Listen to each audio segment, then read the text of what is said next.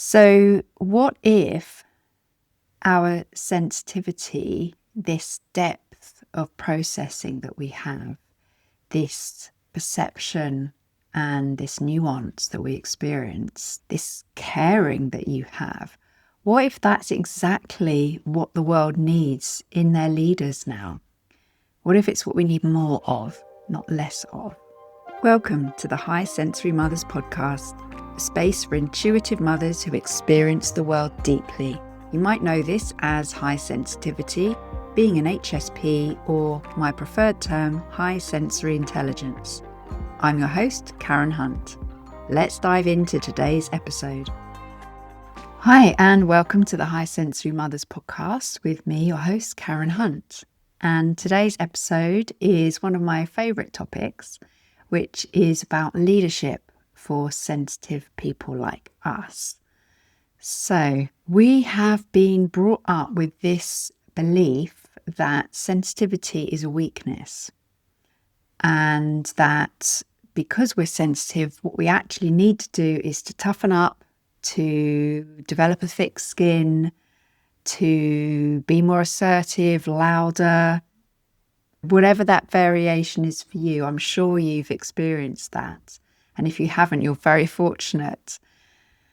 So what if our sensitivity, this depth of processing that we have, this perception and this nuance that we experience, this caring that you have, what if that's exactly what the world needs in their leaders now? What if it's what we need more of, not less of? That's what I like to consider and to dive into. So if you've been listening to me for a while, you know I prefer to reframe the term HSP or highly sensitive person into high sensory person, which is someone with high sensory intelligence.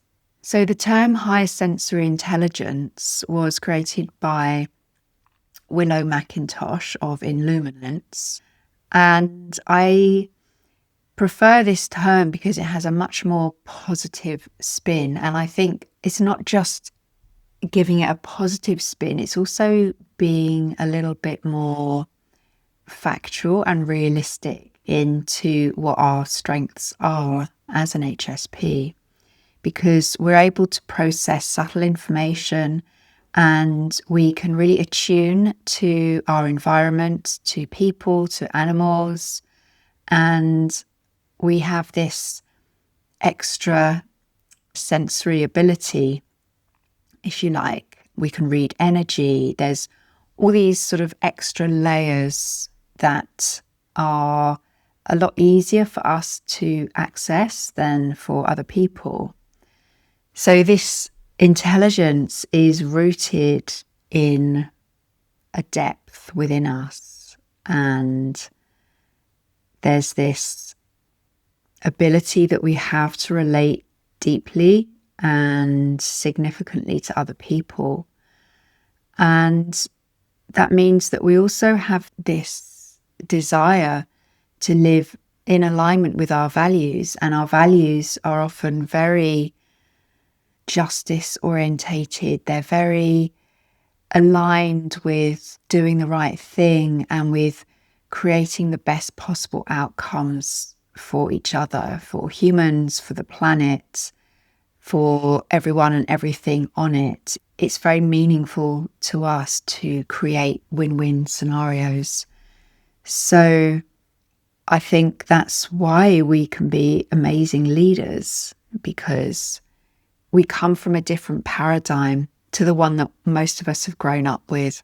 Currently, we're still sort of stuck in this kind of win-lose mentality. And I do think that high sensory people are ideally suited to create win-win situations, because we have the ability to be empathic and we can sit with people. We can accept differences with people, and we can celebrate differences, and we don't have to make people wrong. And I think that's a far easier task for us to do than it is for other people. So I don't want you to feel overwhelmed with this. And I know that as an HSP, overwhelm is real. I know that from my own experience. But this isn't about being overwhelmed. It's really about being attuned. That's where our gifts lie, in attunement. As mothers, we are already very good at being emotionally attuned with our children. So we develop the emotional fluency in parenting, which is, of course, a form of leadership. We're literally leading the next generation of people. And we're also very good at anticipating needs of others. And that might be your children, and I'm sure it is, but it's not just your children. It's also other people, whether that's family members, whether that's people that you're connected with in your career, in work, in business, or whether it's literally a stranger on the street. You know, we can pick up on these cues and we understand at a quite deep level what someone might need. And so we can therefore be great at creating these value-led homes and communities and businesses. It's so important to us to have a mission and to create this vision that we see for the world or for ourselves or for our loved ones. We want to see that coming to fruition in the real world. And so as a leader, part of that responsibility is to create the vision. So I think a lot of us might not enjoy being visible on the public stage or even just in a private way. But leadership isn't just about visibility. In fact, it's not always about visibility either. It's really about the impact that we can have on others and the world at large. And I would say that as high sensory women and mothers, often we are leading in ways that the world hasn't really caught up with yet and don't necessarily know how to measure. I think these days there is a lot more emphasis on the so-called softer skills, but still I think there's a long way to go and there's a lot of room for growth in that area. Some of the challenges that we might face as sensitive leaders is this idea about us feeling like we're too much or we're not enough. One of the opportunities that I have is that I find it quite challenging when I feel moved, which can happen all the time with anything. And the challenge I have is that it touches me emotionally and the emotion wants to rise and it wants to fall.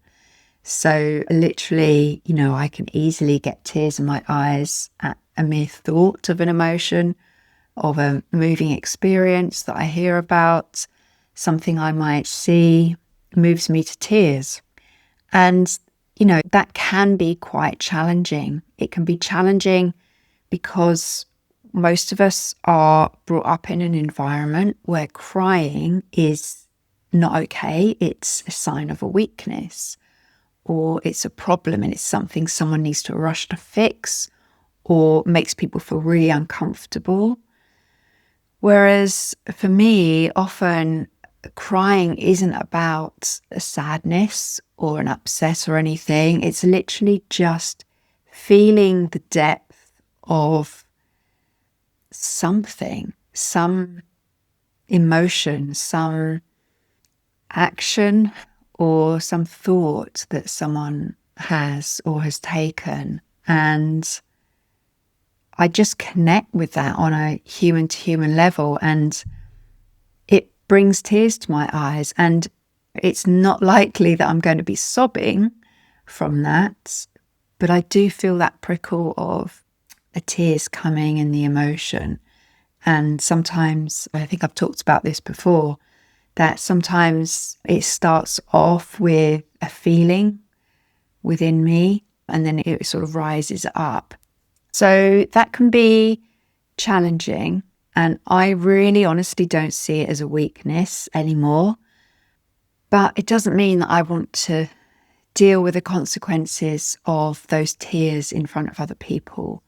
So that is a challenge that I have. Perhaps you have the same issue. I know it's quite common for us as HSPs to be moved to tears, but there may be other things that you experience that you find quite challenging in the environment that you're in.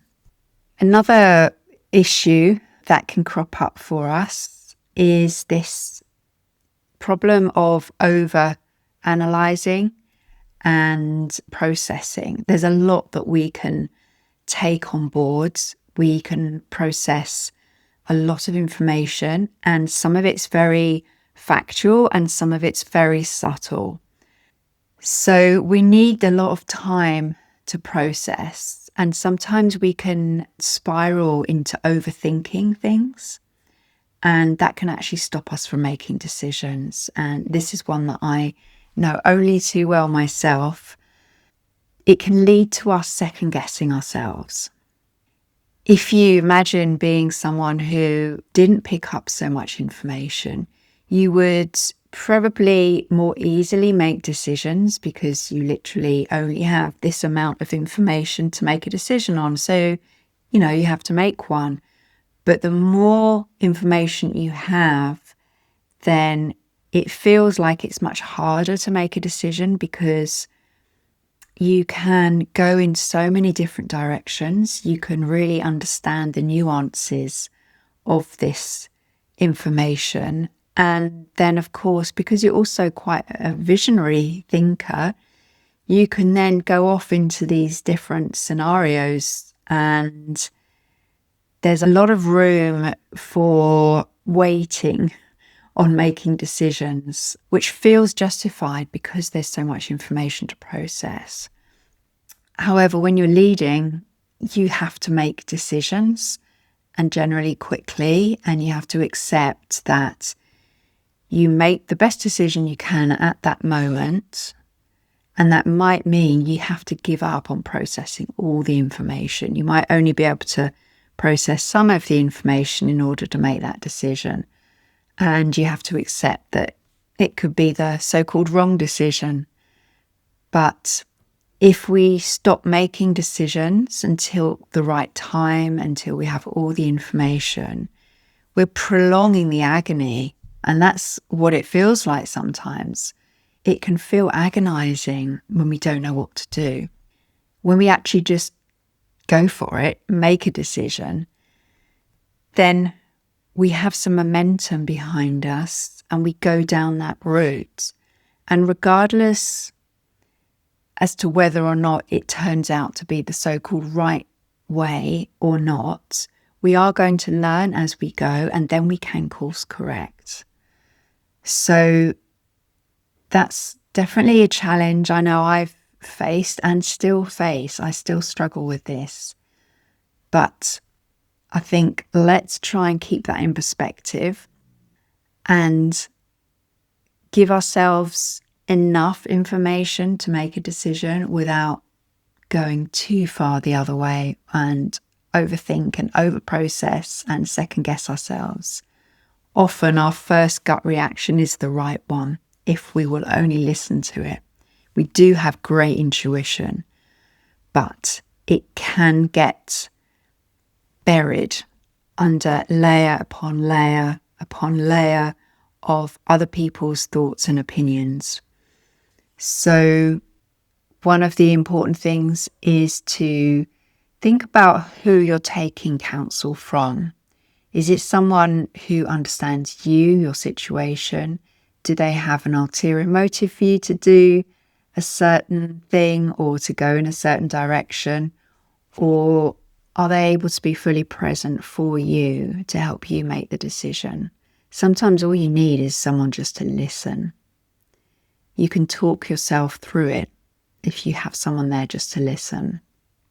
And another thing, I think, because we're quite respectful of other people, we can take other people's opinions to heart, even when they're really not the best people to take opinions from on that particular issue.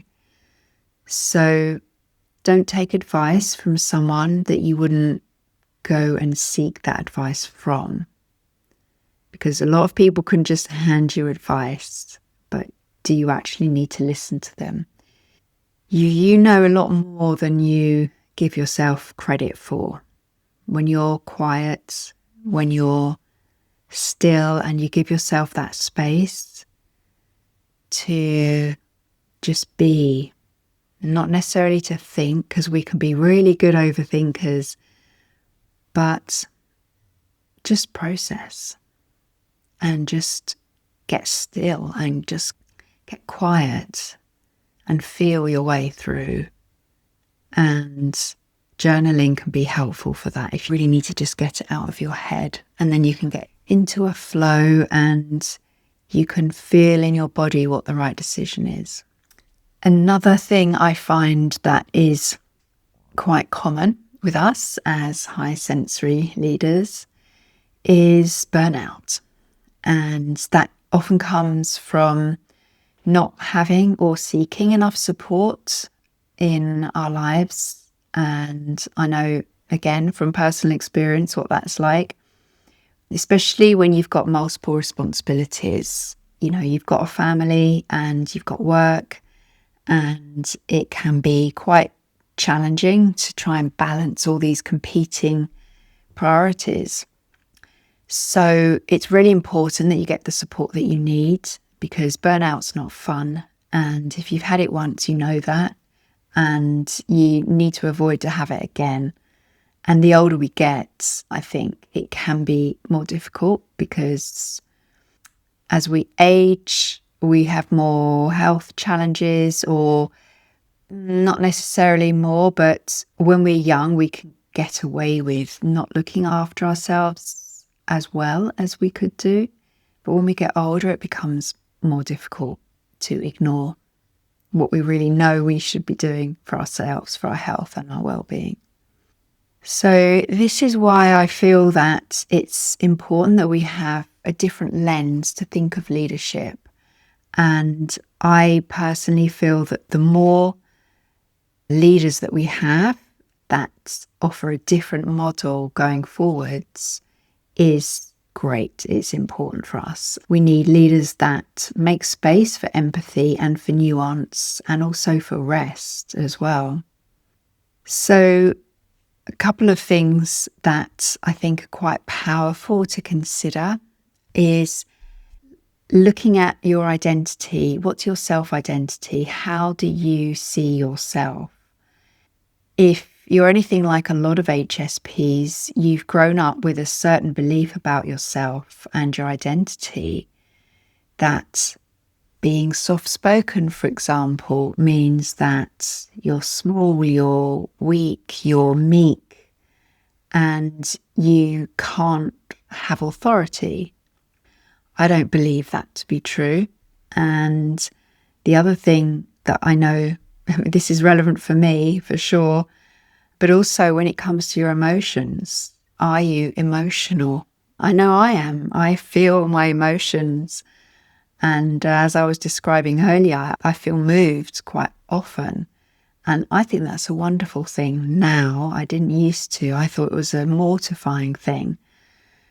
But I think it is a wonderful thing. Why wouldn't it be? You know, having emotions and expressing them and feeling them, it's so human.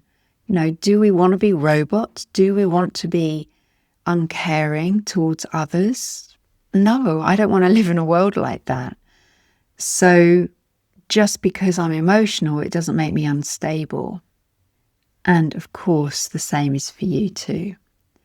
And another thing I've talked about often on the podcast is this idea of productivity.